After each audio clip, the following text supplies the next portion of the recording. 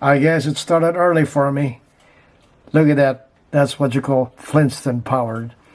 And of course, the one on the right. You can see the anticipation. The coming gearhead. Finally, my teenage years grown up in Silver Lake, Glendale area.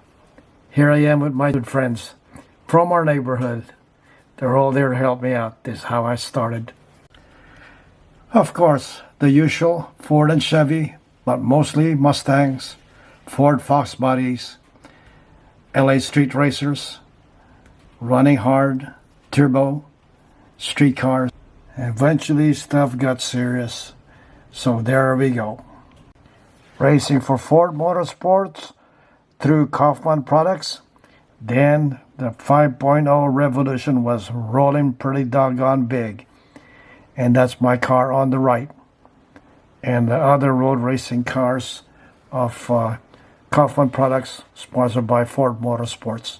Of course, me at Palmdale breaking in the new 347 engine I just put together with the then experimental prototype Trick Flow Twisted Wedge heads. We got it working this time and made pretty good power.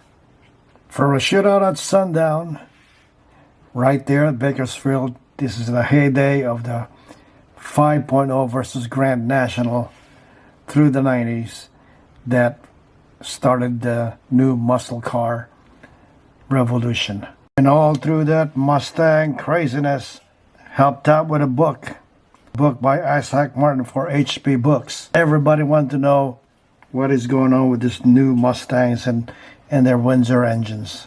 And here's one of the books I was involved with. Our 5.0, sponsored by Storm & Norman, Pro Mustang, with the official program of the Fun Ford Weekend, where I won a bunch of races here on the West Coast.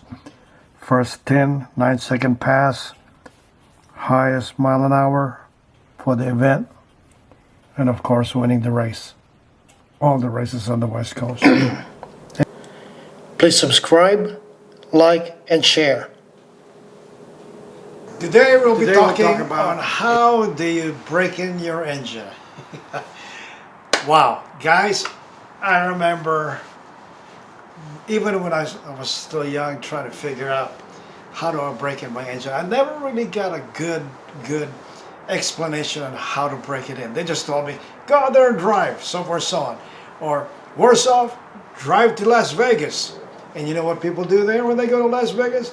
They jump out, they go, hey, I went 250 miles one way, came back to LA, 500 miles. That's the worst thing you can do when you break in an engine. It's that constant RPM, all right? And you're not gonna see the rings that way. You know, you get on the freeway and then you hit 65, 75, 85, or 75 really for going to Vegas. That's still on the slow lane. People still got to tailgate you. So you kick in the doggone, what I call cruise control. Like my Raptor here, it's got a 10 speed. When you click it at 75 miles an hour, you're under 2,000 RPM. And that's the worst thing that can happen. All right, you're lugging the engine, constant RPM. What could be worse? Or some people say, well, as soon as you get your new engine built and you get your doggone little hot rod ready to go, and you go, how do I break it in? 500 miles, some guys go, 1,000 miles, 1,500 miles. How long does it really take? In this video, we will try to compress that and explain the best way to approach this, this new engine build and how to break it in properly, okay? And the reason why we're doing it that way. That's the worst thing you can do, is go up on the freeway and keep a constant RPM. You're better off driving in traffic, okay? But there's a certain way you gotta do, all right? And I will explain this, and my apologies, my doggone GT isn't running. I took all apart and restoring my 89 convertible since I bought since, oh my God, brand new. That's right now. It's a 25th anniversary Mustang GT convertible. Anyway, so I have my doggone BMW. It doesn't have one of those fart can mufflers. Okay, it's a little on the quiet side, but you can still hear me going through the gear shift and everything. All right, and I will explain to you real clear here what I'm doing, and then when we come back, I will tell the reasons why I did it that way. All right, and I hope you guys have patience with this import. I couldn't do it with my Raptor because 10 speeds. How do you do this? All right, so here we go. Try it again.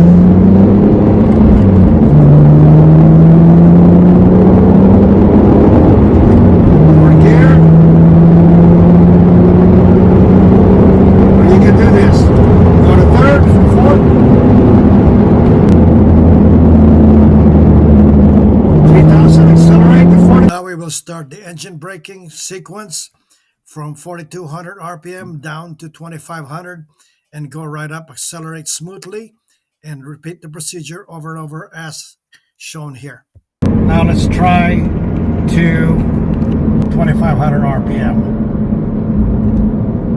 Okay, accelerate, don't have to rapidly burn. Back out. Down to 2500 on 3000. All right, it's engine brake itself. Accelerate again. 4000 RPM.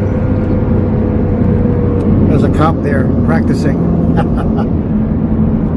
All right, guys. So now it's 2500. Accelerate again.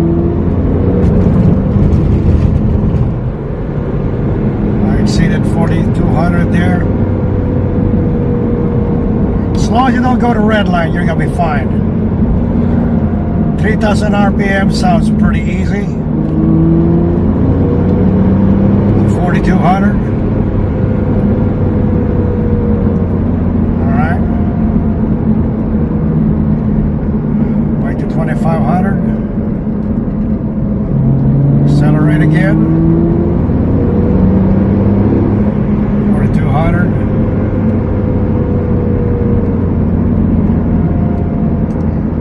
Keep repeating the procedure.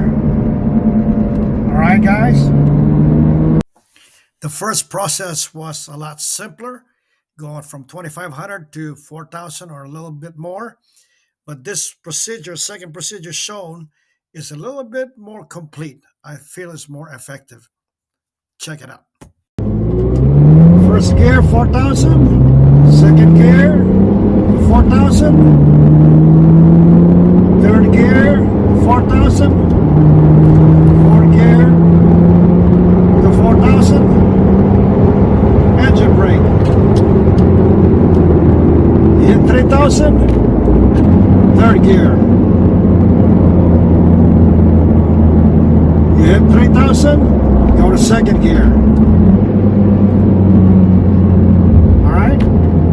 Accelerate again.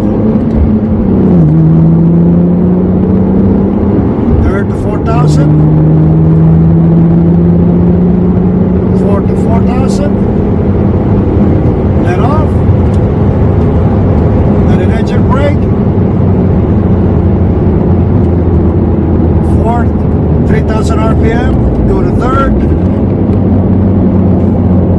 3000 RPM. Approaching. Go to second. All right, now it's engine braking by itself. Then accelerate again.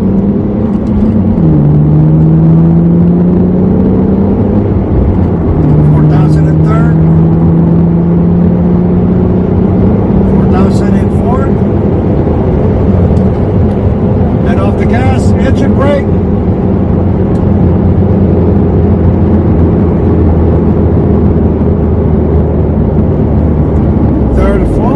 Third gear.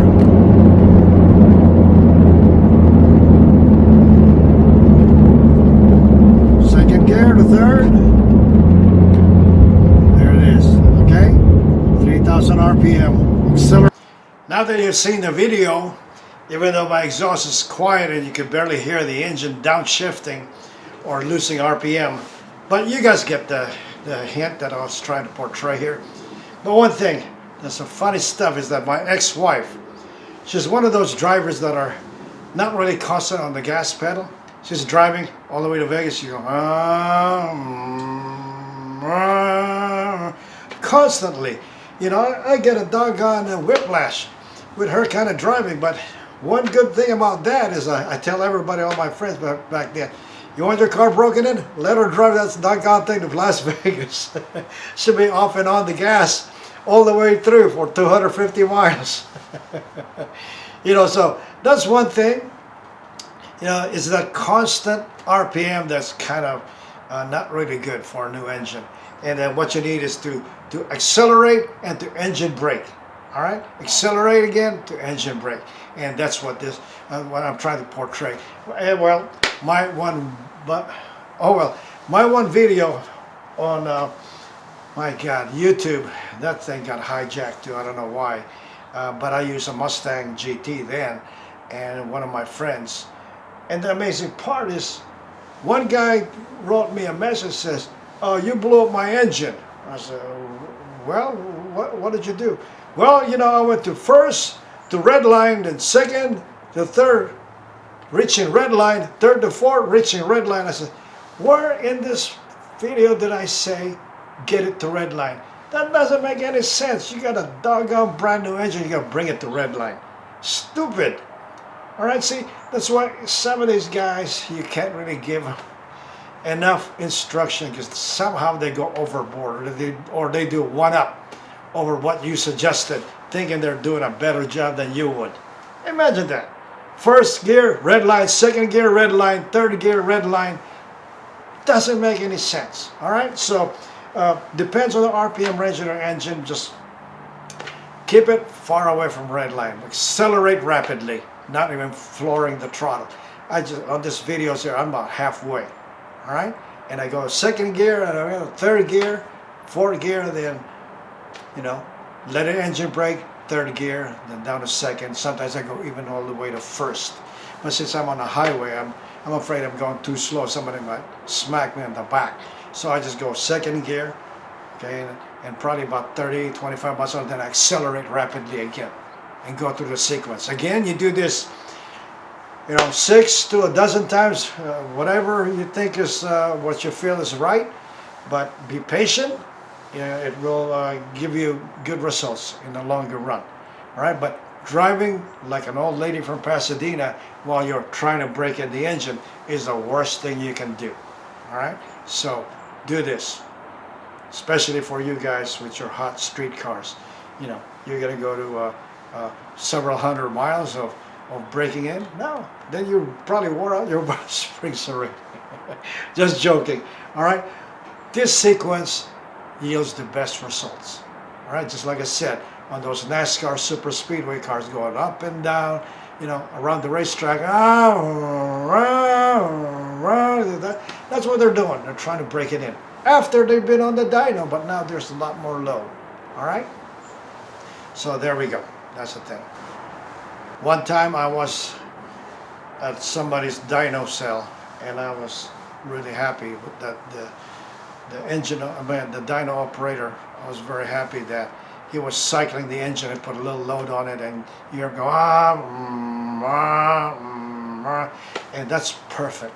I appreciated that when he did it. Not like somebody's real dyno back then, and it was a brand new engine. I was making a comment. This owner barely even did any of these things I suggested. He goes up on the dyno, and the guy went for it.